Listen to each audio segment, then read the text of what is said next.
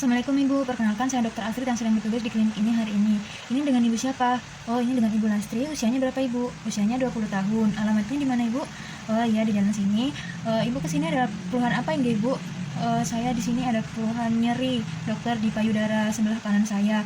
Oh, nyeri di payudara sebelah kanan. Ini sejak kapan Ibu? Sejak 2 bulan yang lalu dokter. Oh, sejak 2 bulan yang lalu ya Bu? Iya. Kemudian ini dokter, puting saya tuh ini luka atau ada lecet gitu dokter di puting saya. Oh begitu. Saya sedang menyusui dokter. Sudah 3 bulan ini saya menyusui. Namun baru terasa nyeri itu baru 2 bulan dokter. Oh iya. Oh gitu. Jadi ini ibu berarti sedang menyusui. Nah ini anak yang keberapa ibu? Oh ini anak yang pertama dokter, baru yang pertama. Oh iya. Untuk riwayat haidnya gimana ibu? Apakah lancar atau tidak? Oh iya lancar dokter. Kemudian ibu ini menyusuinya itu full atau tidak ibu? Oh iya saya full menyusui dokter. Oh, dari riwayat keluarga ibu apakah ada yang menderita kanker payudara atau kanker ovarium atau kanker tiroid seperti itu ibu? Tidak ada dokter. Oh iya. Kemudian ibu apakah menggunakan terapi hormon ibu? Tidak dokter. Oh oke, baik ibu. Jadi ibu alhamdulillah ini saya sudah melakukan anamnesis. Nah dari anamnesis ini saya perlu melakukan pemeriksaan lanjutan ibu. Dalam hal ini nanti pemeriksaannya bertujuan untuk mendiagnosis penyakit ibu berdasarkan keluhan yang ibu utarakan barusan. Nah dalam pelaksanaannya itu mungkin sedikit tidak nyaman karena ibu harus membuka baju ibu untuk memudahkan pemeriksaan. Nah apakah ibu berkenan? Apakah ibu setuju? Ya setuju dokter. Bersedia? Ya baik. Ya baik ibu.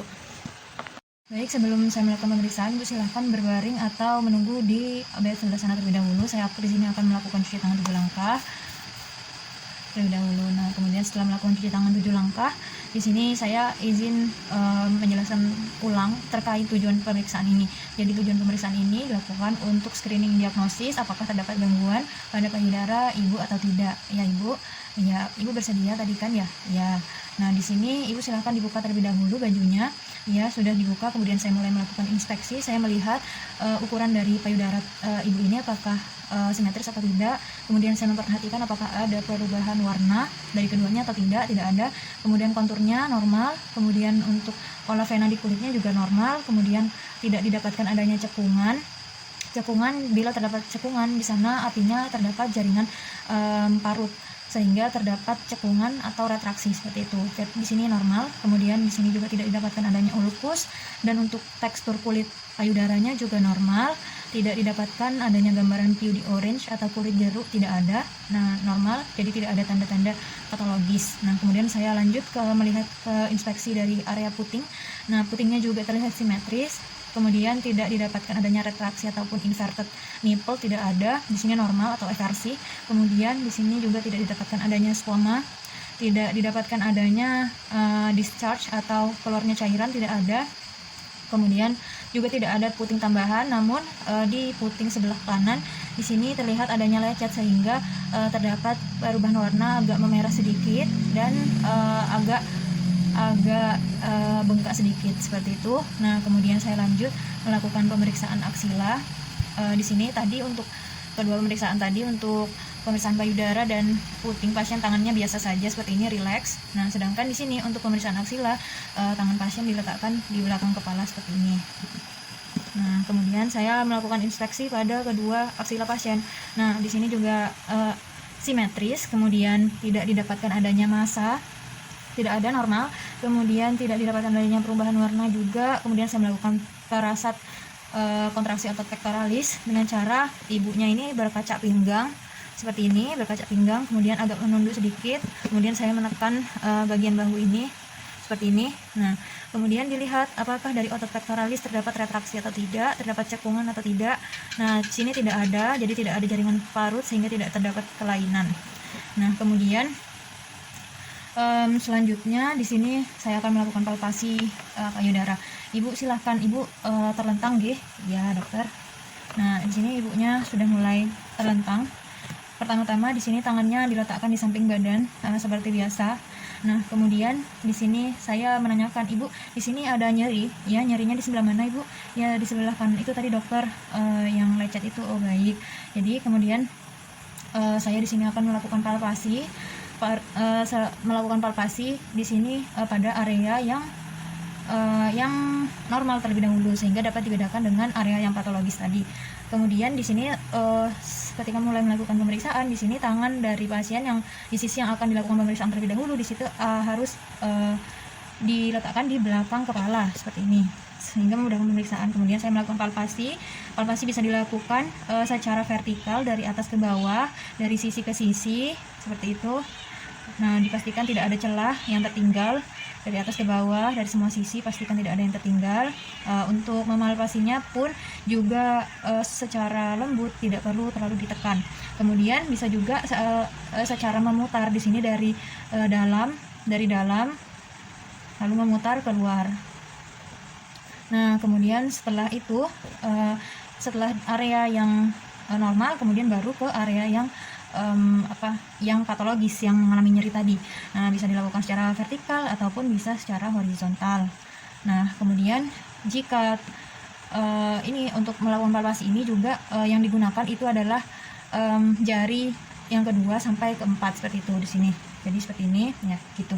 Nah, kemudian jika misal ada nyeri, pasien harus langsung bilang kepada pemeriksa, atau di sini saya juga sambil memperhatikan ekspresi wajah dari pasien untuk alisnya seperti apa, apakah pasien merasakan nyeri atau tidak seperti itu. Kemudian jika didapatkan adanya benjolan, maka saya akan mendeskripsikan benjolan tersebut, mulai dari di mana posisinya, kemudian bagaimana warnanya, bentuknya, kemudian ukurannya, kemudian dari teksturnya itu sendiri, apakah dia mobile atau tidak, kemudian apakah ada luka di sekitarnya, apakah ada edema di sekitarnya, kemudian suhu dari benjolan tersebut bagaimana, kemudian sifat kulit di sekitarnya itu bagaimana, apakah terdapat cekungan dan lain sebagainya seperti itu. Jadi untuk memeriksa mobilitas dari benjolan tersebut bisa digerak-gerakkan, apakah dia melekat ke dasar atau tidak, apakah mobile atau tidak seperti itu. Nah, kemudian setelah itu tadi saya intinya dalam pemeriksaan palpasi ini tapi memang harus dilakukan pada kedua payudara pasien. Yang pertama-tama yang normal terlebih dahulu, lalu yang patologis seperti itu. Baik Ibu, untuk pemeriksaan payudaranya sendiri sudah selesai dilakukan. Nah, di sini alhamdulillah tidak ada kelainan payudara lain selain lecet dari puting ibu itu sendiri. Nah, di sini saya akan memberikan obatnya. Nah, kemudian di sini saya akan memberikan edukasi kepada ibu terkait bagaimana cara menyusui yang benar seperti itu, Ibu. Jadi seperti ini, Ibu, caranya.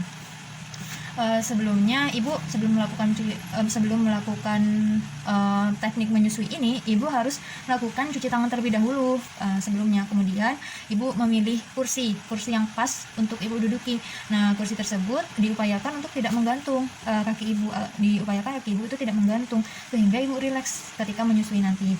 Kemudian Ibu posisinya satu tangan nanti kan itu kan ketika digendong. Nah, satu tangan bayi biasanya itu kan karena menyusuinya itu di sebelah kiri, itu seringnya kan di sebelah kiri. Nah, tergantung juga kan. Jadi satu tangan bayi itu nanti akan diletakkan di belakang badan ibu agar tidak terjepit. Kemudian telapak tangan ibu nantinya di sini harus menopang bokong dari bayi tersebut, dan bayi tersebut posisinya itu harus antara telinga dan lengannya harus lurus, dalam satu garis lurus. Jadi tidak hanya kepalanya saja yang menghadap ke arah puting, namun perutnya dan badannya itu juga harus menghadap ke arah ibu, dan upayakan perut dari bayi itu menempel dengan perut ibu. Nah, seperti itu. Kemudian pertama-tama yang harus dilakukan itu Ibu memerah sedikit payudara ibu itu diperah sedikit, dikeluarkan asinya seperti itu, dengan cara ya diperah tangan ibu itu yang bagian ibu jari ini diletakkan di atas, kemudian bagian bawah di sini menopang bagian lainnya. Kemudian nantinya diperah sedikit, kemudian perahan tersebut itu Ibu oleskan ke bagian puting ibu atau di area sekitar areola yang hitam-hitam itu, Ibu. Nah, kemudian setelah itu Ibu mulai melakukan rangsangan terlebih dahulu ibu.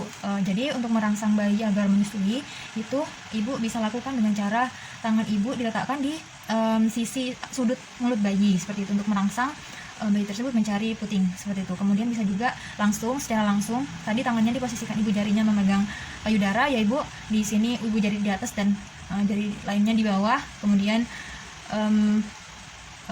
didekatkan putingnya dan kepala bayi ini juga didekatkan ke arah puting. Nah kemudian dirangsang dengan menggunakan namanya itu rooting reflex ibu.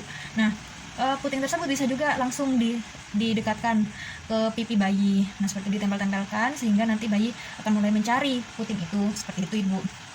Nah kemudian setelah itu tadi itu Bu, saya ingin menjelaskan terlebih dahulu tadi kan untuk ASI-nya tadi pertama-tama harus dioleskan terlebih dahulu di puting, kemudian di sekitar areola yang warna hitam itu ibu.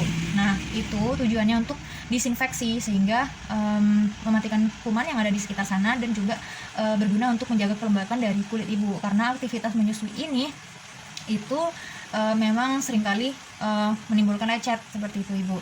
Nah kemudian setelah melakukan rooting reflex tadi, bayi kan sudah mulai menyusui seperti itu ya ibu. Nah kemudian ibu pastikan apakah pelekatan dari bayi tersebut sudah benar atau tidak. Caranya seperti apa? Ibu melihat apakah dagunya itu menempel ke payudara ibu, kemudian apakah mulutnya itu terbuka lebar atau tidak, kemudian sebagian besar hitam-hitamnya ibu itu namanya areola. Nah areola tersebut terutama di bagian bawah itu sudah masuk ibu, paling banyak itu di area bawah yang paling banyak. Nah itu sudah masuk sepenuhnya ke mulut bayi. Nah kemudian bibir bayi itu biasanya terlipat keluar seperti itu, kemudian sambil mengenyot seperti itu ibu. Kemudian dipastikan juga, dilihat juga apakah pipi bayi itu kempot atau tidak. Nah jika kempot artinya bayi itu hanya menghisap namun tidak memerah dari ASI itu. Nah itu sehingga masukan dari ASI itu keluarnya ASI tidak maksimal seperti itu. Kemudian dipastikan juga tidak boleh terdengar suara decak seperti itu, tidak boleh ibu. Nah hanya yang boleh terdengar itu hanya suara menelan seperti itu, karena seperti itu artinya jika berdecak artinya pelekatannya itu belum benar sehingga keluarnya sih tidak maksimal seperti itu. Nah terus kemudian salah satu pelekatan yang sudah benar atau tidak itu tandanya ibu tidak merasa kesakitan dan bayinya pun terlihat tenang seperti itu. Kemudian nantinya bayi itu akan menunjukkan tanda-tandanya jika bayi tersebut sudah kenyang seperti itu.